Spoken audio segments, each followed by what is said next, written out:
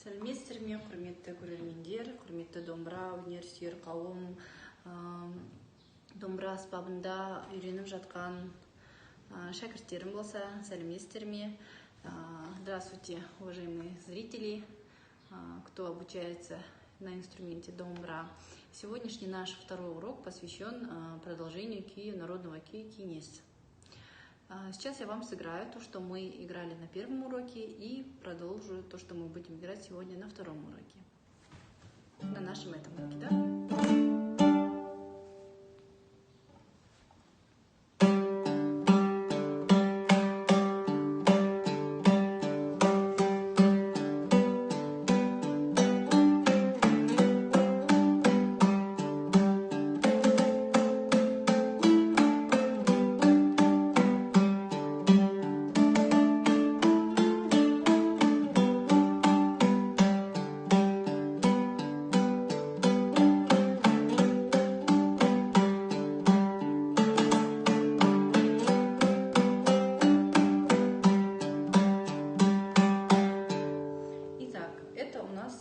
То, что мы играли прошли на первом, и сейчас второй урок.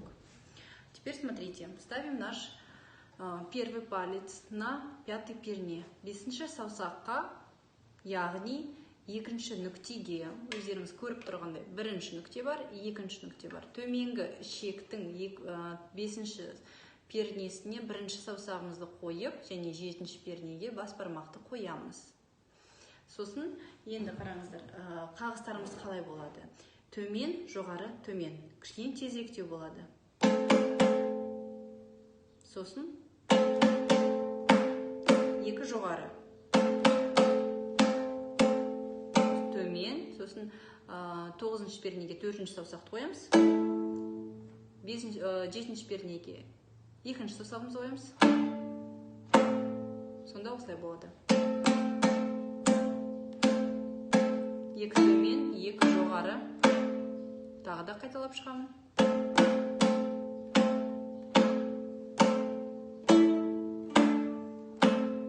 Одан кейін үстіге қарай жылжимыз. Теперь меняем местоположение наших пальцев. Ставим первый палец на 4-й перне. Бас бармақ, большой палец, ставим на 5-й перне. 5-ші пернеге бас бармағымызды қоямыз. Одан кейін қараңыздар. Төмен, 4-ші саусақ, 7-ші пернеге.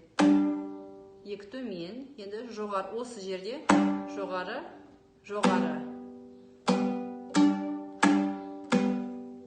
И қайттан біздің лигая, бас бармақ лига болады. Тағы да қайталап шығайын.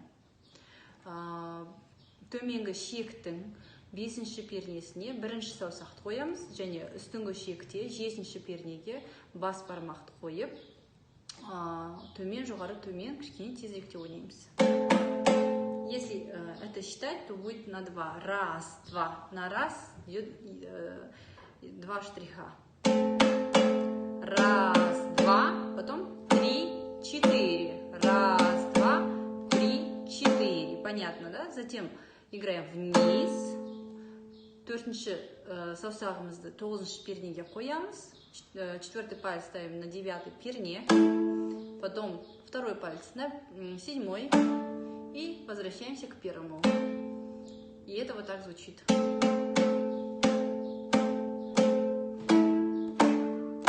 Теперь перемещаемся. Бас бармақ ставим на 5-й, 1-й палец ставим на 4-й.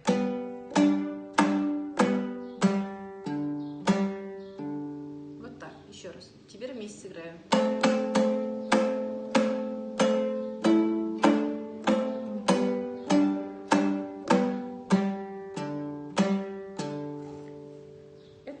Вторая тема. Теперь я вам сыграю первую и вторую вместе. Вступление.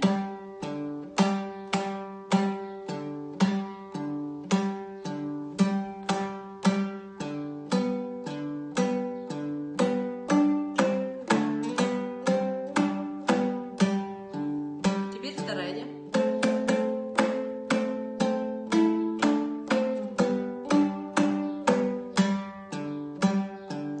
Теперь идет третья. Смотрите, в третьей системе у нас, получается, второй палец ставится на второй и большой палец ставим на 7-й перне. 7-ші пернеге төменгі шеке 2-ші саусақ, үстіңгі шеке бас бармағымызды қоямыз да, осындай қараңыздар. Осылай ойнаймыз. Яғни қараңыз. Тағы да көрсетем. Жоғары енді. И 4-ші саусақты 9-ші пернеге қоямыз. Сонда бұлай болады. Енді бір пернеге төмен қарай жылжимыз. 4-ші саусақпен төмен. Сосын 2-ші саусақты 7-ші пернеге қоямыз. Қайттан 9-ші перне жоғары. Қайттан 7-ші перне. 2-ші саусақпен, сонда бұлай болады.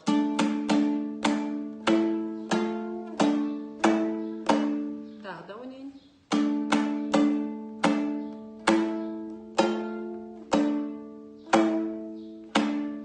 Одан кейін қайттан бас бармақпен 5-ші саусақ, 5-ші пернеге қоямыз. 1-ші саусақты 4-ші пернеге. Тағы да көрсетейін.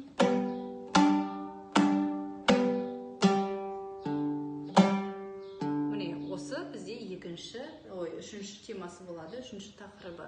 Тағы да 3-ші тақырыпты көрсете кетейін. Жылжыдық, қайттан 2-ші саусаққа оралдық. 9-ші перне, 2-ші саусаққа оралдық. Енді 4-ші перне және 5-ші перне үстіңгі шекте. 2 төмен, 2 жоғары.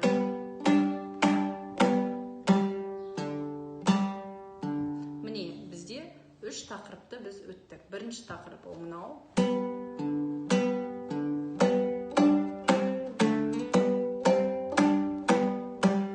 2-ші тақырып.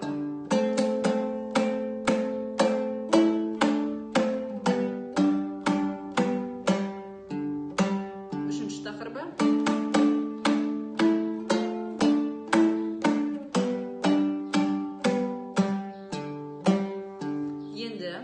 Осы тақырыптан кейін біз 1-ші теманы қайталаймыз.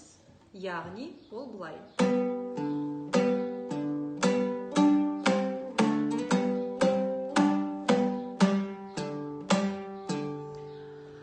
Осы 1-ші тақырыпты біз 1-ші сабақта өттік, сондықтан оған тоқталмаймын. Енді бізде 4-ші тақырып болады, ол қараңыздар. Осы 2-ші перне ля нотасы деп айтамыз, яғни осы 1-ші нүкте тұрған жерде астыңғы шектен 1-ші саусақпен басамыз. Енді қараңыз, қағыстарды қалай аламыз? Төмен, жоғары, төмен, одан кейін 2 жоғары болады. Қараңыздар, 1, 2, 3, 4 деп ашамыз. Мына 1-ші саусағымызды ашамыз. Көрдіңіздер, е? Тағы да көрсетейін. Енді 2 жоғары, 2-шісіне ашамыз. Одан кейін қайттан жабамыз. Сосын көшеміз 1-ші саусақ, 4-ші перне, бас бармақ, 5-ші перне. Сосын 2-ші саусақ. Қараңыздар, бұлай болады. Енді қосайын бәрін.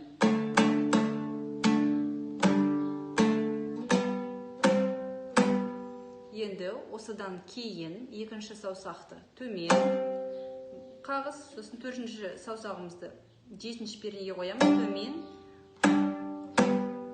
Қараңыздар, төмен, төмен, жоғары, жоғары. Тағы да көрсетейін. Төмен, төмен, жоғары. Лига, я? Міне, осының бәрі бізде халық күй кеңестің 1-ші бөлімі болып саналады. Тағы да осы 4-ші тақырыпты көрсетейін. 2-ші пернеге 1-ші саусағымызды қоямыз да санасақ. 1, 2, 3, 4. Одан кейін төмен, жылжимыз, төмен, жоғары, жоғары. 2-ші саусақ, 4, 1. Енді тағы да.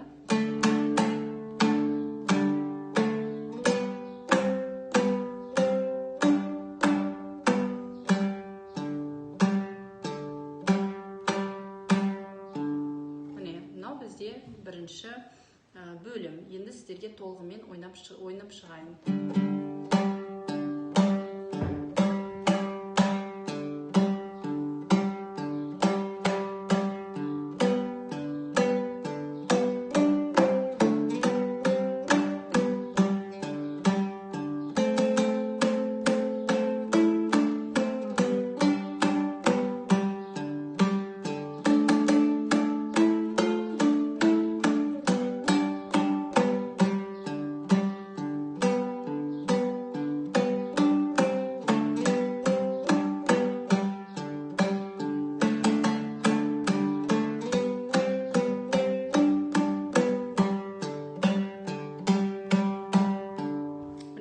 Бірінші бөлім, осы екі сабақта осыны біз жаттадық деп ойлаймын.